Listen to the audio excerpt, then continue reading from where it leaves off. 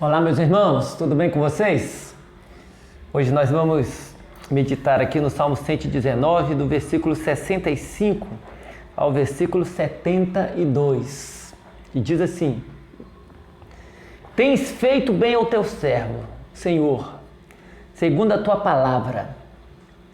Ensina-me bom juízo e conhecimento, pois creio nos teus mandamentos. Antes de ser afligido, andava errado, mas agora guarda a tua palavra. Tu és bom e fazes o bem. Ensina-me os teus decretos. Os soberbos têm forjado mentiras contra mim. Não obstante, eu guardo de todo o coração os teus preceitos. Tornou-se-lhes o coração insensível, como se fosse de sebo. Mas eu me comprazo na tua lei. Foi-me bom ter eu passado pela aflição, para que aprendesse os teus decretos. Para mim, vale mais a lei que procede de tua boca do que milhares de ouro ou de prata. Meus irmãos, esse texto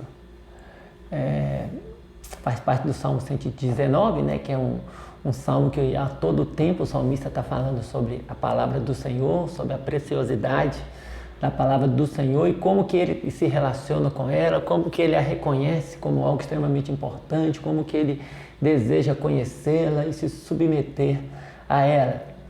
E nessa passagem aqui nós somos confrontados com uma compreensão da vida que ela é extremamente necessária, embora muito frequentemente ela se mostra ausente, que é a compreensão de como que o sofrimento serve aos propósitos de Deus, né? E como que o sofrimento, na verdade, pode nos ajudar a conhecer o Senhor.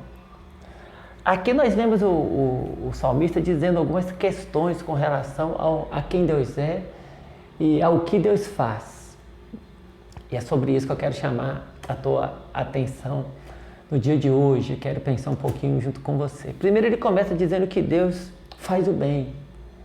Aí ele diz: tens feito bem ao teu servo. E no versículo 68 ele vai repetir isso, né? Fazes o bem. Ou seja, ele tem essa convicção de que Deus faz o bem. Então ele sabe que ele foi escolhido por Deus, que Deus o escolheu para revelar nele a graça dele, a bondade, a misericórdia dele. E ele reconhece a bondade de Deus sobre a vida dele.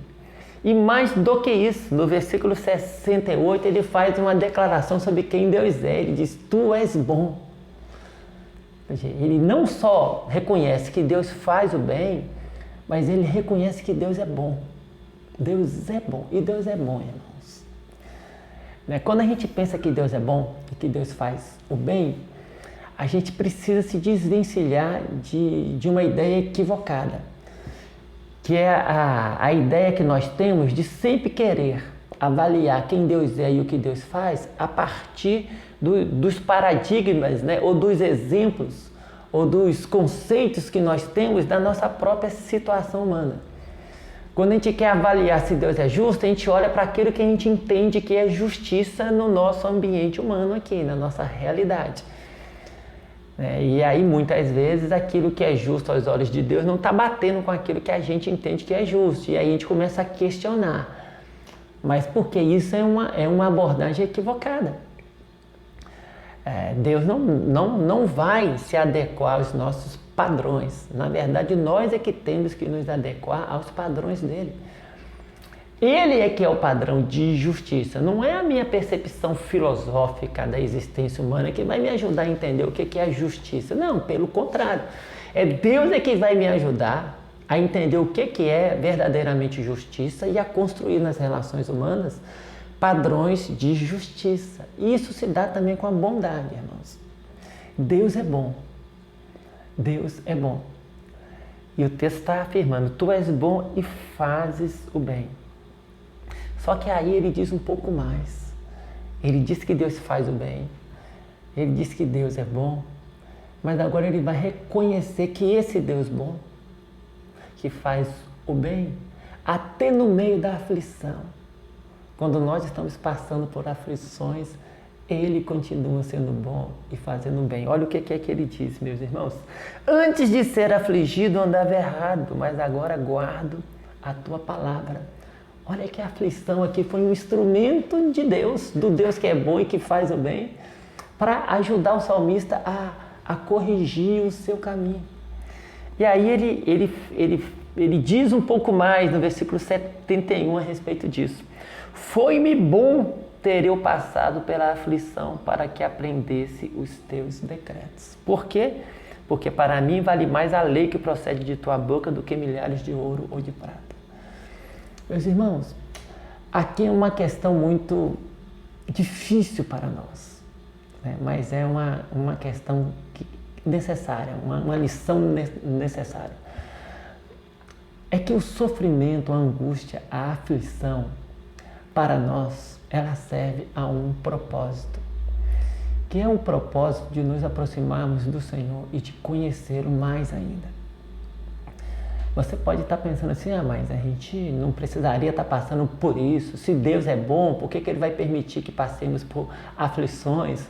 Aí, novamente, a gente volta para aquela ideia equivocada de pensar em bondade a partir daquilo que eu, enquanto ser humano caído, com a minha mente e meu coração corrompidos pelo pecado, estou construindo, né, a nível de conceito do que é bom, do que é a bondade, ao invés de eu deixar com que Deus me revele o que é de fato bondade.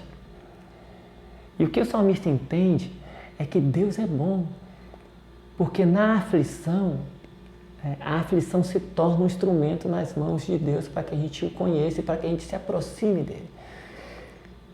E qual que é o propósito da nossa existência, meus irmãos? Não é viver para a glória dele, não é conhecê-lo e desfrutar da comunhão, gozá-lo, como diz o texto da nossa confissão de fé, gozá-lo para sempre, não é glorificá-lo, né, e gozá-lo para sempre. Então a angústia, o sofrimento, eles entram aí como esse instrumento para nos aproximar do Senhor. Eles são, a angústia e o sofrimento, são instrumentos que vão trabalhar com o nosso caráter, vão ser instrumentos para nos aperfeiçoar, vão. Mas até o nosso aperfeiçoamento, o trabalho do nosso caráter, a nossa transformação, isso não é um grande objetivo em si, esse não é o grande alvo. Esse é um alvo que a gente pode dizer assim, que é um alvo secundário, um desdobramento. O alvo principal é nos aproximar do Senhor para viver para a glória dele. E para isso ele vai nos transformar, né? Ele vai mudar a nossa percepção. Mas o que se busca mesmo não é que primeiramente sejamos transformados, aperfeiçoados. Não, porque até quando eu digo isso eu ainda estou me colocando como se eu fosse o centro dessa coisa, né? O alvo mesmo é Deus ser glorificado na minha vida. É Deus ser exaltado. E a minha transformação deve servir a esse propósito, de Deus ser exaltado na minha vida e ser glorificado. E Ele é glorificado na medida em que no meio do sofrimento, né, Ele se mostra o Deus de consolo, de conforto, de provisão, que me dá todo o suporte, que me faz enfrentar essas questões, tendo nele, né, tudo aquilo que eu preciso para enfrentar as dores dessa vida. Então que Deus te abençoe, me abençoe a todos nós, nos ajude a manter o nosso coração firme e a confiar na bondade dele. O Senhor é bom, Ele faz o bem. E mesmo em meio à aflição, ao sofrimento, Ele continua sendo bom e fazendo bem. E usando todas as circunstâncias da nossa vida para a glória do nome dEle. Que o nosso coração fique firme nisso e que a gente caminhe dia após dia, confiando na bondade do Senhor. Deus te abençoe, em nome de Jesus. Amém.